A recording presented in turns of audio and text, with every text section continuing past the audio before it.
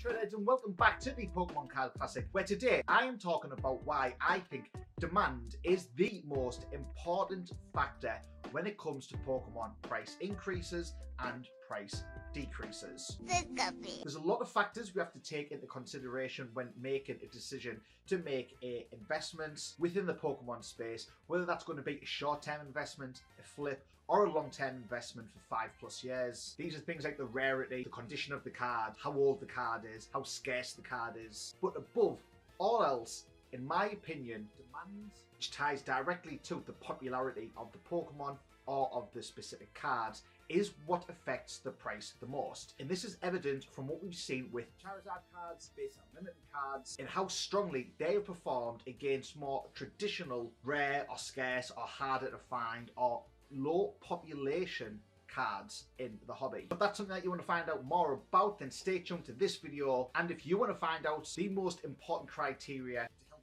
you make your next Pokemon investments, then mega punch that thumbs up button. Seriously, I put a ton of time into this YouTube channel, and the growth is just not kind of meeting up or matching up to the amount of time I'm putting in. So by you guys simply watching these videos, leaving a comment down below, and most importantly, hitting that thumbs up button, it is a huge help, as it helps YouTube push this video in front of other like-minded people, like-minded collectors, so more people see the video. The more views I get, the more worthwhile it is for me to keep creating these videos, which then gives you more videos to then mega punch that thumbs up button on, and the cycle repeats. So let's get straight into today's analysis. Are you ready for shredding? So, coming down to the population report first of all. You can see here the rate at which these cards have been graded, how many there was, and you can see pretty much from 2017 we've had a very kind of gradual incline on this chart, but especially from around, what I want to say, 2019 to 2020 in particular, there's a big spike here at the end of 2020 when a lot of cards must have been coming back. There's a ton of these out there on the market. You can see 4,000 plus all the way through until we broke the 5,000 mark just in December of 2020, obviously with PSA getting some of those cards back from their backlog. So you would think with more cards hitting the market, so you'd think with so many of these, even if you're looking around 2019, early 2019, you had well over 4,000 and it's just climbed ever since. You'd think, right, there's a ton of those cards on the market, they're not really going to jump in price. However, let's jump over to the PSA 9 prices of the same cards, and we're going to look back from, if you look here, 2019 was an anomaly in price there, but if you look back at a couple of sales, you were picking up PSA 9 Charizards for $300, $250, probably around $250 I would say would be an average price back then. And as time went on, you can see things were creeping up a little bit in early 2020. But as that year went on and on, the prices climbed higher and higher for that card until we hit around May time, which is when, I think it was like March, April, is when the lockdown hit a lot of the world and people obviously started going back to Pokemon. And you can see the rate at which these cards were going up in price was absolutely crazy. We're looking here in summer of last year, 880, 820, 740, 870, kind of all over the place. I'm guessing they were finishing from auctions, but anywhere between what, $750-ish up to $900 is what you were looking for these cards. But the demand for these cards kept increasing because more and more people were looking at Pokemon, more and more people were getting into the hobby for collecting, for investing, and because it's a Charizard. So what happens? The price of these cards went up, even though the population report of these cards was going up alongside it. Remember, we can see that from this chart here. And there's so many of these cards out there already. It's not a rare card at all. You can see 5,436. The price was still climbing, even in September there. You can see, when was the first one that broke $1,000? You're looking at, was it August time? Maybe it's a little bit earlier. The first one that broke $1,000 for the PSA 9 maybe around July, August time. There's so many of these cards out there. You would think, oh, well, there's so many, they're rare, they're not scarce, you know, the price isn't going to go up. But this shows, this is the data here, that the price was going up because the demand and the popularity of a base set Charizard was so immense, people just wanted it. So that kind of made the PSA population reports absolutely irrelevant in terms of factoring in the price. And you can see here, all the way through October, these things were going for crazy money, over $4,000, over $5,000. Now, these did start to take a downturn as the entire Pokemon market did, or at least the base set was hit pretty hard. Around the end of October, November, you can see the prices of these were coming down considerably from what they were literally just a month prior. We had the Logan Paul box break, which created, you know, a huge amount of buzz. And then if we look at the price now, because it's May when I'm recording this, Pokemon has definitely cooled off a lot in the past couple of months. The world is opening back up. People are now, you know, looking to spend money, whether it's on holidays or just going back out having a drink and going out shopping again, hitting the high street, wherever it might be. People leaving the house, they're not spending as much time at home, they're not spending as much money on hobbies like Pokemon, and you can see here the prices have started to, well, they have dropped, they haven't started, they actually have dropped quite a bit. But that's because the demand isn't there. It's not because you've had a ton of cards, you know, just all suddenly hit at once. That is a factor in it because there's more available. But because the demand for Pokemon is just not as hot now as what it was 6 months ago. And you can see that reflected in the prices. But the point I'm making here is these cards, this time frame here, the cards were selling for crazy prices because of the demand at the time. And that is what forced the prices up. So you can compare this with just, I've picked a random base set card, Raichu, popular Pokemon, one of my favourites from Gen 1, the evolution of Pikachu. The PSA 9 of Raichu has far less, like 4 times, probably 5 times less, well, yeah, there's way less compared to the Charizard cards. And if you look at the prices of these, I mean, they're literally going for $200, $250, I'll be generous and say 300, but you're probably looking on average about $250 for one of these.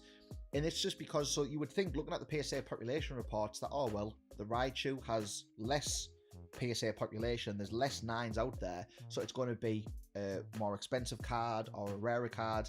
Yes, technically it's a more rare card because there is less of them out there, but because there's not as much demand for Raichu cards, the price is, what, like a 10th maybe? An 8th or something of what the PSA 9 Charizards are. And that's because the demand for a Raichu isn't there because it's not as popular of a Pokemon. So I see all the time on Instagram, people will be posting low population cards, so they try and inflate the price on that.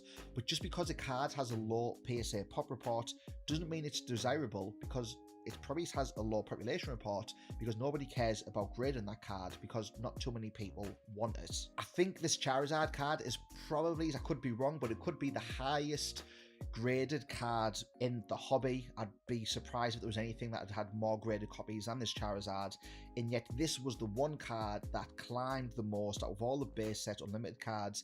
It had the biggest, you know, return on investment, had the biggest percentage growth, it had the biggest actual cash growth of any of the cards from the base set unlimited set last year. And that is not because it's a rare card, not because it's a scarce card. It is the most common card, probably, of all of the graded cards.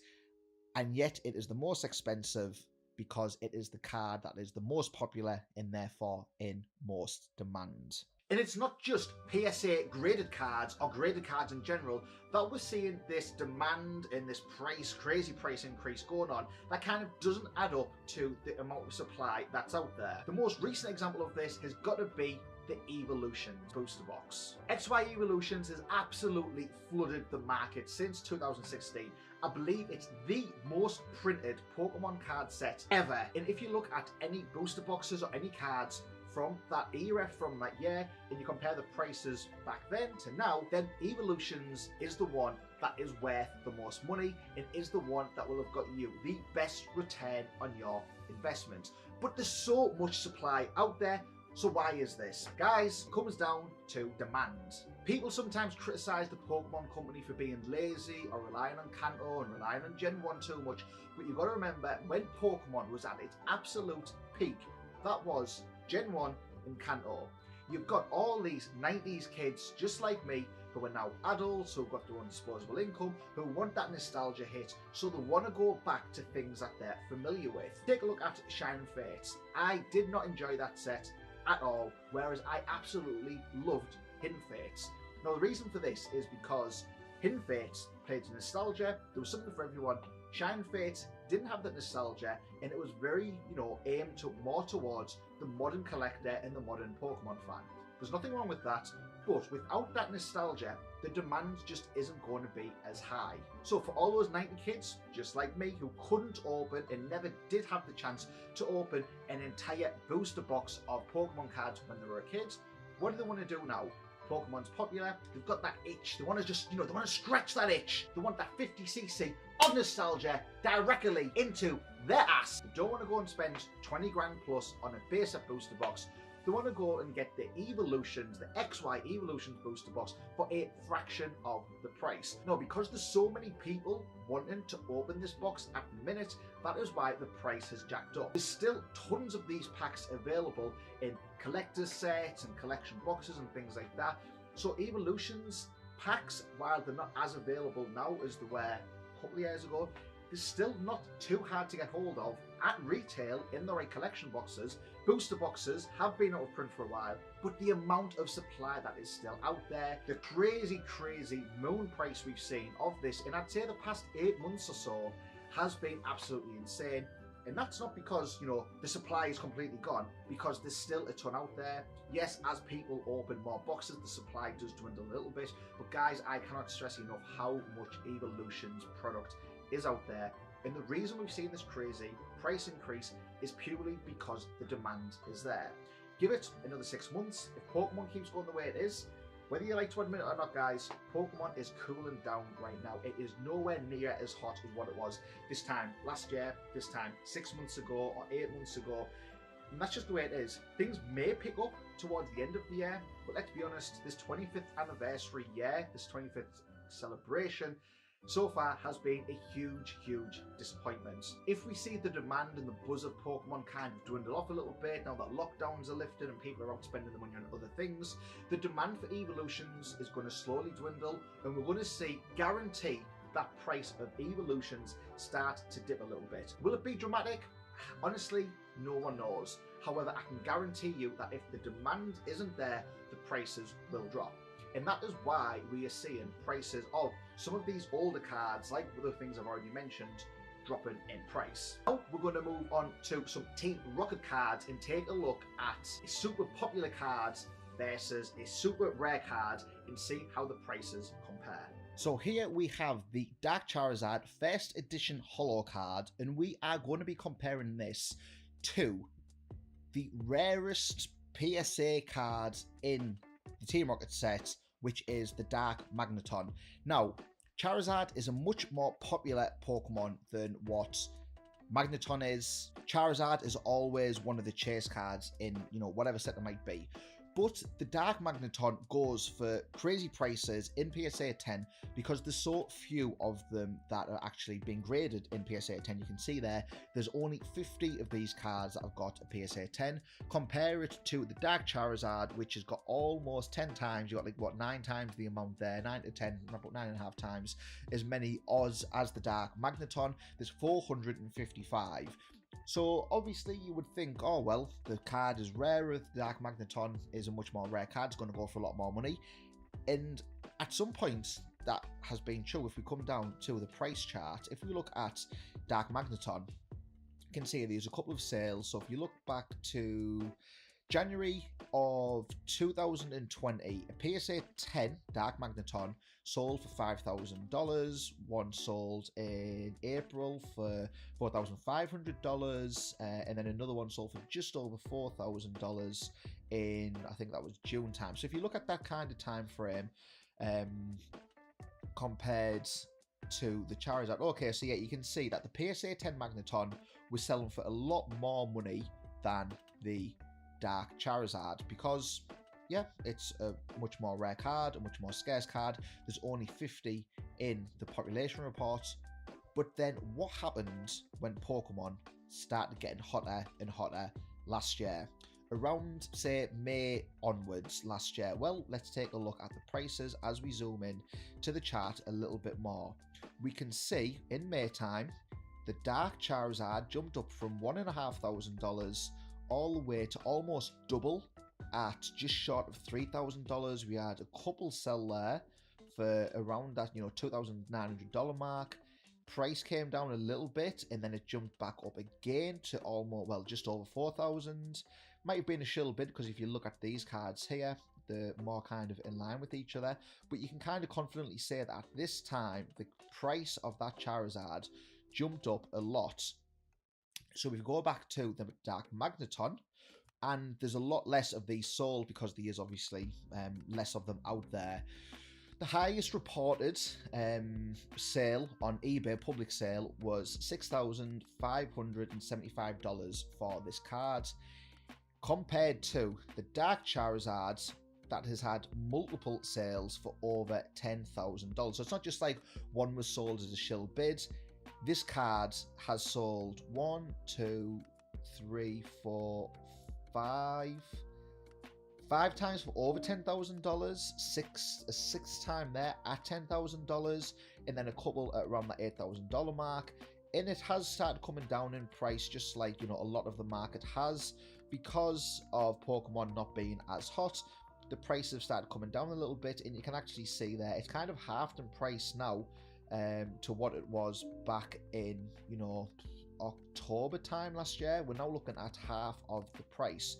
But again, the point I'm making here is this card is much more available. There's way more copies of this card in PSA 10 compared to the PSA 9 card, but the price of this card has far surpassed the price of this card. And that is because the demand for popular Pokemon, the demand for popular cards, is what has driven the price up and up and up to the point where it hits that $10,000 mark. So that is why the demand of a card and the demand and the popularity and the demand in a lot of the case is driven by the popularity of a particular Pokemon. Obviously the Charizard is probably the mascot of the trading card game. Anytime there's a Charizard card in a set, people go crazy for it. It's usually the most expensive card in the set, and it's usually the chase card of the set with a couple of exceptions. I think Vivid Voltage being the most recent one. But you can see that because the demand and the popularity is there, that is what drives the price more so than the scarcity and the rarity of a card. Now, there is an asterisk I've got to put there, because with so few of these cards being out there, you don't get sales as much, because it's likely that, the 50 people who have these are hardcore collectors who want it in their own collection. So it is harder to compare exactly kind of like for like, but because there's only 50 cards out there, that could be because back in the day, Magneton cards, Magneton as a Pokemon, not too popular. People didn't care about getting them graded, or people didn't care about, keeping them in as good condition. So there's not as many of the cards that have made it through to get high quality, good grades with PSA. Because it's not even a case of a ton of Magneton cards have been sent in, because you can see the population reports on all the other. It's not like we've got thousands and thousands at PSA 9. So there's, it's really difficult to get PSA 10. We don't even have that many of this card graded at all, compared to this card where we have way more total copies of the card graded. And again, it just comes down to Magneton's probably not a high in demand popular Pokemon, so not as many people cared about it. Again, that's one of the factors and one of the reasons that probably makes it more of a rare card, because people don't really care to get it graded, or people didn't care to get it graded, people didn't look after it as well as what they did, say, a Charizard. So there's less copies 20 years after the release of this set that can make it through to get those good grades. So Shredders, I hope you have enjoyed this video. Now there's a couple of things to remember. While demand and popularity of a Pokemon and popularity of a card is, in my opinion, the most important factor, which is what we've demonstrated in this video, do bear in mind that there are other factors that are worthwhile considering, and if what we've seen over this past year in Pokemon is an anomaly, then those other factors will be more important in the future. However, we've seen time and time again that Charizard card is always super popular. So who's to say with, the 30th anniversary, the 40th anniversary, the 50th anniversary of Pokemon, that people just don't go crazy for, the tried, the true, the tested classics of the Charizard, the Blastoise, the Venusaur from base set, regardless of how many are out there. If there's enough people wanting them, if the demand is so high, that's just going to bump that price up. And as the demand increases, the importance of mega punching that thumbs up button also increases as well. Seriously guys, just literally taking 2 seconds to mega punch that thumbs up button